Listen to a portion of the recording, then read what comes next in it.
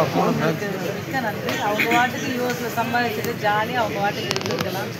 இங்கே வந்து அவ்வளோ கஷ்டப்பட்டு படம் எடுத்து ஏற்கனவே ஒரு படம் எடுத்து கையை சுட்டுக்கிட்டு இப்போ இன்னொரு படமும் எடுத்து தமிழில் 100 பேருக்கு வேலை கொடுத்துருக்காங்க. ஒரு படம்னா எத்தனை பேருக்கோ வேலைன்னு தெரியும். அவ்வளோ பேருக்கு வேலை கொடுத்துருக்காங்கன்னா எவ்வளோ பெரிய விஷயம். அதுக்காகவாவது இந்த படத்தை வெற்றி அடைய வைக்கணும். மேலும் மேலும் அவங்க நிறைய இங்கே படம் எடுக்கணும்.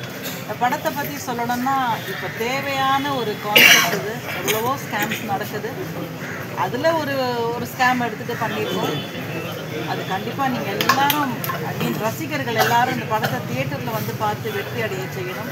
சிந்தியா மாதிரி நிறைய பேர் இங்கே தமிழ்நாட்டில் வந்து படங்களுக்காக இன்வெஸ்ட் பண்ணி ப்ரொடியூஸ் பண்ணி நிறைய படங்கள் பண்ணணும்னு நினைக்கிறேன். எனக்கு நல்ல கேரக்டர் கொடுத்துருக்காங்க. அதுக்கு ரொம்ப தேங்க்ஸ். சங்கர் டைரக்டர் சங்கருக்கு ரொம்ப பெரிய தேங்க்ஸ். ஏன்னா யூஸ்வலாக நான் ப்ரெஸ் மீட்டுக்கான கூப்பிட்டா வரமாட்டேன். ஏன்னா அந்த படத்தில் எனக்கு ஒன்றும் பெரிய கேரக்டரே இருக்காது. ஆனால் கூப்பிட்ருப்பாங்க. பட் என்ன பண்ணினோம் போது எனக்கே ஒரு மனசுக்குள்ளே உறுத்தல். அதனால வரமாட்டேன். என்னை சில பேர் கேட்டிருக்காங்க, ஏன் மேம் ப்ரெஸ் மீட்லாம் வரமாட்டேங்கிறேன்னு.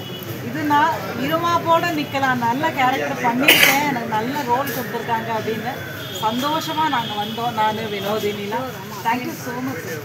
தேங்க்யூ. சேம் யார் இதையும் நானும் சொல்லணும்னு நினச்சேன். உண்மையிலுமே நான் நிறையா இடங்களை அவாய்ட் பண்ணுறது என்னன்னா அந்த கேரக்டர் ரொம்ப சின்னதாக இருக்கும். பட் இந்த படத்தில் வந்து மேம் சொல்ற மாதிரி எனக்கும் வந்து நல்ல ஒரு நல்ல ஸ்க்ரீன் டைம், நல்ல presence. Thank you and thank you Shankar sir also. Very very happy. இசை ராஜா எங்கள் பேருக்கெல்லாமும் அவர் ஆர்ஆர் பண்ணியிருக்காருன்னா எங்களுக்கு ரொம்ப சந்தோஷமாக இருக்குது. இளையராஜா சார் மியூசிக் நாங்கள்லாம் இளையராஜா சார் வெறியர்கள். என்னோட வீணை கச்சேரியில் பாதி இளையராஜா சார் சாங்ஸ் தான் நான் வாசிச்சுட்ருக்கேன். ஸோ அவருக்கும் ரொம்ப பெரிய தேங்க்ஸ். Thank you so much. நான் ஒன்று ஆட் பண்ணணும். அவர் வந்து ரீரெக்கார்டிங் பண்ணுறப்போ ஸோ என் கண்ணால் பார்த்தேன். நான் அவங்க ரீரெக்கார்டிங் பண்ணுறப்ப நான் சிட்டிங் இருக்கேன். ஐடியா சொல்லுவேன், எங்கே அதிகமாக போடலாம், எங்கே கம்மியாக போடலான்னு. He is willing to take that ideas. அப்போ வந்து I see the excitement in his face. இவங்கெல்லாம் வர்றப்போ ஹீ ஃபெல்ட் ஹாப்பி. எஸ்பெஷலி இவங்க அப்புறம் பிஞ்சி அப்புறம் சாம்ஸ் வரப்போலாம் லைக் ஹி ஸ்டார்டட் லாஃபிங். உங்கள் சீனப்போ ஹி லைக் இட். அவர் என்ஜாய் பண்ணி ரீரெக்கார்டிங் போட்ட மூவி அது இதாக தான் இருக்கும். பிகாஸ் அவர் நான் கேட்டேன்னு சொல்லி அந்த சாங்ஸ் நீங்கள் பார்த்துருப்பீங்க. முக்கியமான சாங் வந்து அந்த சாங் என்னோட favourite song. I told him I want that song இந்த மூவின்னு போட்டுக்கலான்னு சொன்னார். But I told him where to put that song, எங்கே ப்ளேஸ் பண்ணால் ஆடியன்ஸ்க்கு ஒரு இது வரும் அப்படின்னு சொல்லிட்டு. எனக்கு அந்த ரீரெக்கார்டிங் முடிஞ்சு படம் பார்க்குறப்போ ஐ காட் கூஸ்பம்ப்ஸ். நான் ஒரு மாதிரி ஆல்மோஸ்ட் டியர் டவுன் ஆயிடுச்சு எனக்கு. ஸோ அது மாதிரி I feel that audience should get that thing. ஏன்னா அந்த சாங் எல்லாருக்கும் ரொம்ப இதாக இருக்கும்.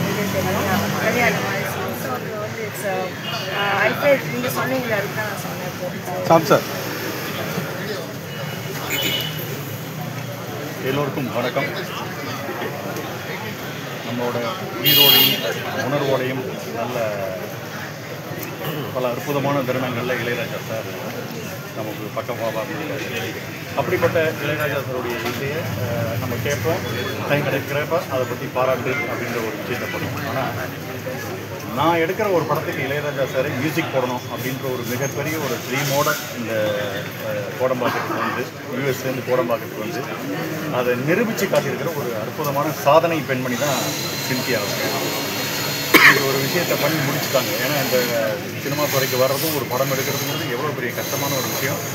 இப்படி இளையராஜா சார் மியூசிக்கில் பண்ணணும் ஒரு படம் நினச்சிருக்கிற இந்த அற்புதமான விஷயத்துக்கு எனக்கு மிகப்பெரிய சந்தி உண்டு. அதற்கு பிறகு அவங்களோட எனக்கு காம்பினேஷன்ஸ் இந்த படத்தில் ஒரு 2 சீன் தான் நான் பண்ணியிருக்கேன். 2 சுவாரஸ்யமான ஒரு சாங்கில் மாதிரி அவங்களோட இன்ட்ராக்ஷன் பண்ணுறதுக்கான வாய்ப்பு எனக்கு கிடைக்கல. அவங்கள பற்றி தெரியறதுக்கான வாய்ப்பு இல்லை. பட் ஆனால் அவங்களோட இன்டர்வியூ ஒன்று யூடியூப் சேனலில் வந்து பார்த்தேன். அதை பார்த்ததுக்கப்புறம் அவங்கள பற்றின மதிப்பு எனக்கு பயங்கரமாக உயர்ந்தது.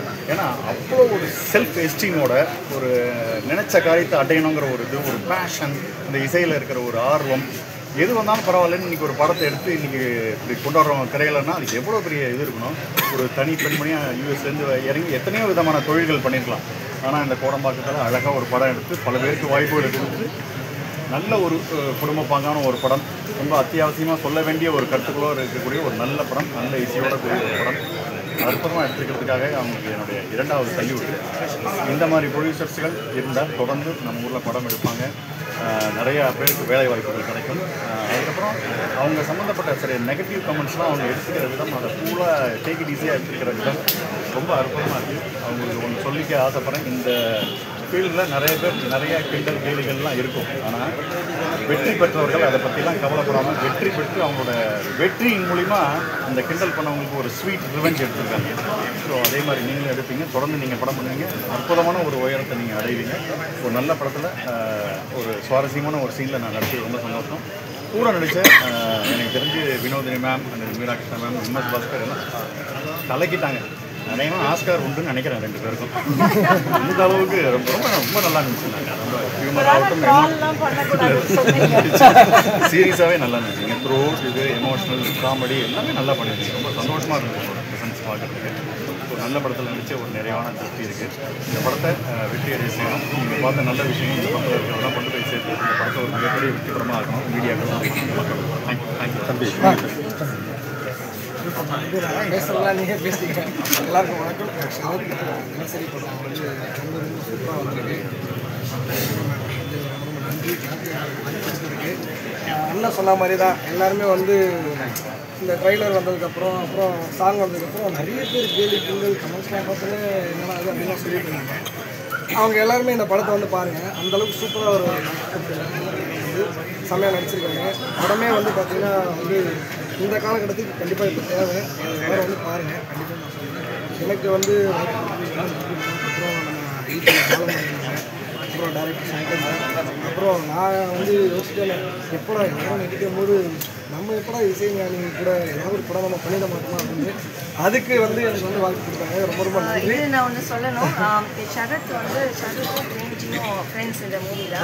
அதில் வந்து இவங்க 2 பேரும் சேர்ந்து ஒரு சாங் பாடியிருப்பாங்க. அந்த சாங் வந்து அதில் கூட நாங்கள் ட்ரெய்லரில் ஒரு கட் கொடுத்துருப்போம். அந்த சாங் வந்து இந்த சாங்கும் அதோட முன்னாடி இருக்க லீடும் வந்து நாங்கள் இந்த மூவியில் அது போட்டு 2-3 தடவை பார்த்துருக்கோம். அது ஒட்டலை.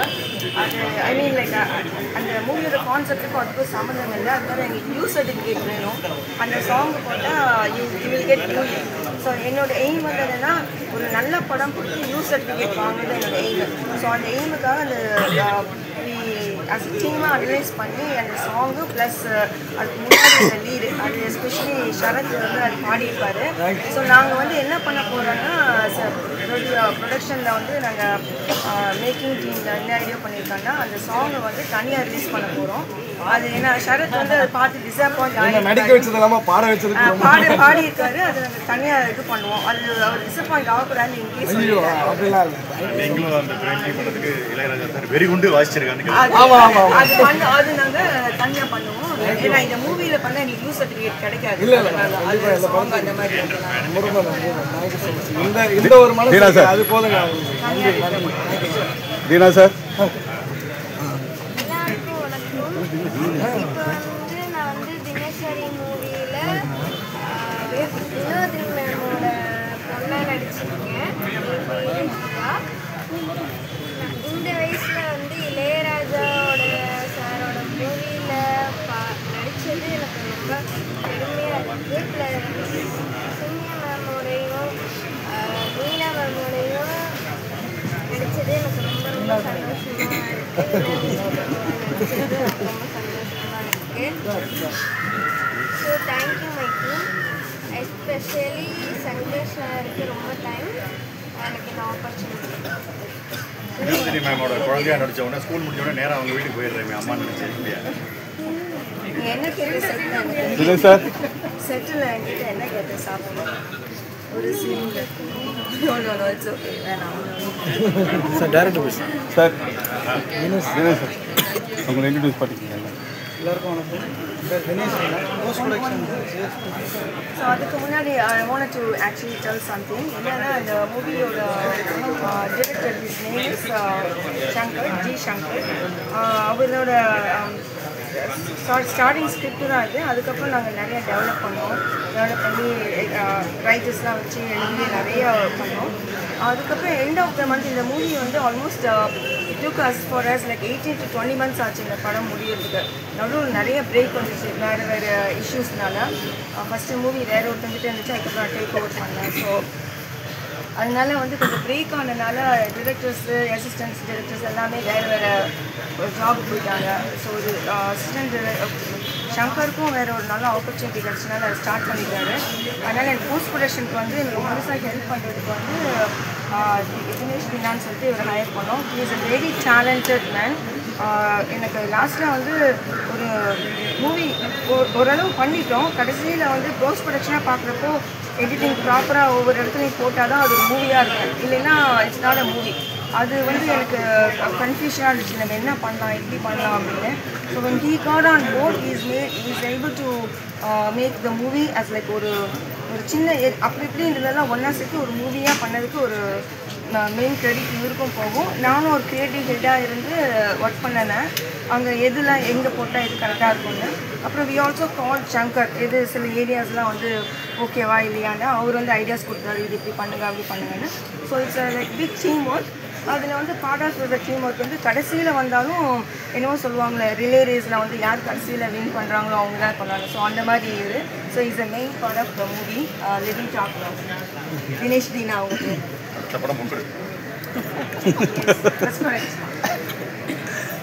போஸ்ட் ப்ரொடக்ஷன் ஒர்க்ஸ்லாம் ஃபுல்லாக கம்ப்ளீட் பண்ணியிருக்கோம். மேடம் சொன்ன மாதிரி தான் எல்லாமே டீம் ஒர்க்காக சேர்ந்து பண்ணியிருக்கேன்.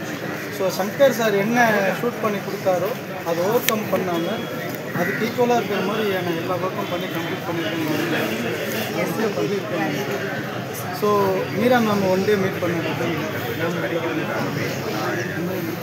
மற்ற ஆர்டிஸ்ட் நான் ஹீரோஸ் எல்லாமே டச் பண்ணி எல்லாம் எடுத்து கொடுத்துருக்கேன். ஸோ படம் நல்லா வந்திருக்கு. உங்களோட சப்போர்ட்ஸ் வேணும், சப்போர்ட் பண்ணுங்கள். Thank you so much madam. ப்ரொடியூசருக்கு ரொம்ப நன்றி, ஏன்னா என்னை நம்பி இந்த வாய்ப்பு கொடுத்தது. நான் பாலமுருகன் அவருக்கு ரொம்ப நன்றி. அவங்களே நன்றி. Thank you so much madam. வழக்கமாக இந்த மாதிரி ப்ரொமோஷனுக்கு ஹீரோயின் தான் வர மாட்டாங்க, நீங்கள் வந்திருக்கீங்க. நான் ஹீரோ காமிங்க, டேரக்டர் வராதுக்கு ஹீரோ வந்து நாங்கள் வேறு ஒரு இது காமிச்சிருக்கோம், சன் நெக்ஸ்ட்னு சொல்லிட்டு சன் டிவி இருக்குல்ல, அதில் வணக்கம் தமிழில் நம்ம வந்து ஒரு மார்னிங் ஒரு ஃப்ரைடே மார்னிங் மூவி ரிலீஸ் அப்போ அந்த பண்ணணும். அதுக்கு வந்து இன்றைக்கி தான் அவங்க டைம் கொடுத்தாங்க. So he is doing over there. Otherwise இங்கே வந்துடுவார். நான் முடிச்சுட்டு வரேன்னு சொல்லியிருக்காரு. அதுக்குள்ளே நீங்கள் இருப்பீங்களான்னு எனக்கு தெரியாது. இவ்வளோ மீடியா இங்கே தான் மெயினாக இங்கே இருக்கும். அவர் ஃபஸ்ட்டு மீடியா இவ்வளோ பேர் இங்கே இருக்கும். ஒருத்த மீடியாக்காக அங்கே அனுப்பலாமா?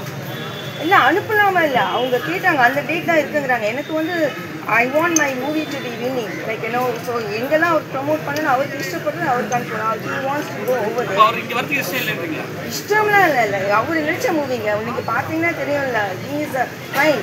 நான் உங்களுக்கு மூவியில் பார்த்தா தெரியும், it's a hero centric movie. நான் டிரெக்ட் பண்ணி ஹீரோயினாக பண்ணாலும் இட்ஸ் நாட் ஹீரோயின் சென்ட்ரிக். பார்த்தீங்கன்னா தெரியும், it's hero centric. Hero is the one everything.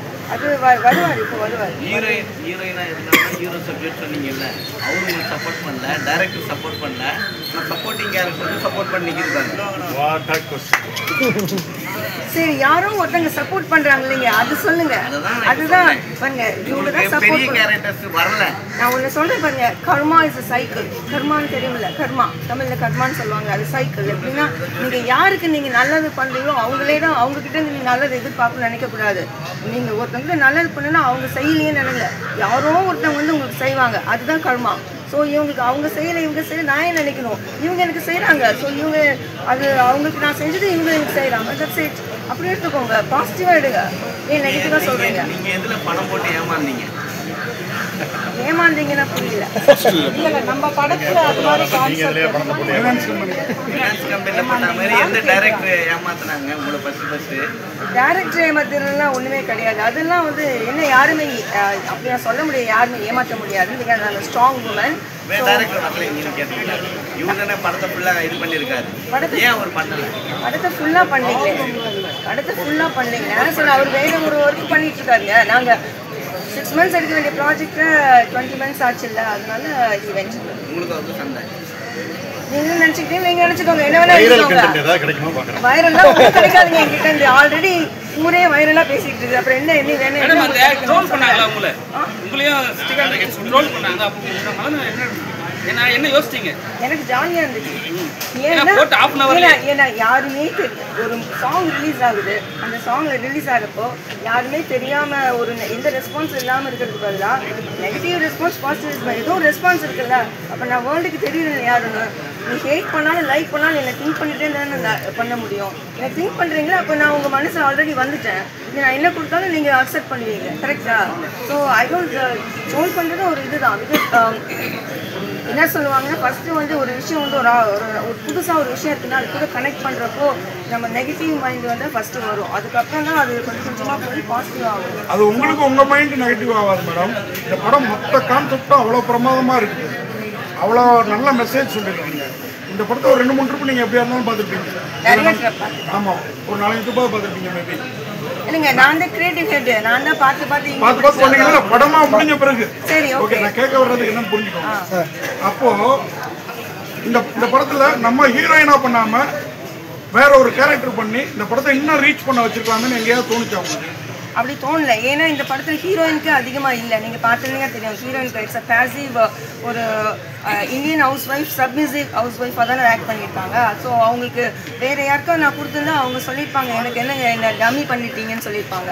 எனக்கு என்னோட படத்தில் டம்மியானா பரவாயில்ல. பிகாஸ் ஒரு இடத்துல டம்மியானா இன்னொரு இடத்துல நான் வின் பண்ணுறேன். ப்ரொடியூசராக நான் வின் பண்ணிட்டு போகிறேன். அதனால it's not a big deal. என்னோட ஆதங்கம் என்னன்னா பக்கத்தில் நின்று சாங்ஸ் கை தட்டுற மாதிரி ரசிகர்களும் கை தட்டணும் அப்படிங்கிறது கட்டுவாங்க. கண்டிப்பா பிளாக் பஸ்டர் ஆகும். விடுங்க, வச்சுக்கலாம். மேடம் லாஸ்ட் ப்ரெஸ் மீட்ல இதே பிரசாத்ல தான் உங்களுக்கு கேள்வி கேட்டோம். மேடம் இதுக்கப்புறம் படம் பண்ணுவீங்களான்ட்டு நீங்கள் என்ன சொன்னீங்க? மறுபடியும் வந்து படம் பண்ணுவீங்கன்னு சொன்னீங்க. இப்போ எப்படி இருக்கு?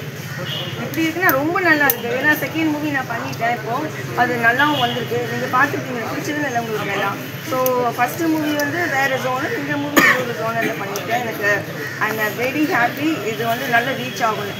படம் ரிலீஸ் ஆகிறதுக்கு முன்னாடி எனக்கு தெரிஞ்சிருச்சு இதோட ரெஸ்பான்ஸ் எப்படி இருக்கும்னு. அதனால அடுத்த படம் வந்து ஹீரோயின் ஆசையான இடம் மேடம் கன்வென்ஷன் பண்ணீங்களா? இப்போ 3ஆவதா ஒரு படம் மட்டும் இங்கே சொல்லிடுங்க. அடுத்த படம் ஹீரோயினா தொடருவீங்களா இல்லை ப்ரொடியூசராக கண்டினியூ பண்ணுவீங்களா? Producer, heroine, creative head, director இருக்கிற எல்லா போஸ்ட் எனக்கு தான். போதுங்களா? அதானே வேணும் உங்களுக்கு? ஸ்டோரி எழுதிட்டீங்களா? எல்லாமே கையில் வச்சிருக்கேன் நான். சரிங்களா? ஓகே. ஆனால் உங்கள் நல்ல மனசுக்கு மேடம் இந்த படம் வெற்றி பெறட்டும். ஆனால் அடுத்த படத்தில் உங்களை நாங்கள் வில்லனிக் ஹீரோயினாக எதிர்பார்க்கோம். Action heroine. ஆக்ஷன் தான் நான். ஆக்ஷன் ஹீரோயினா வில்லனிக். Thank you friends. தேங்க்யூ.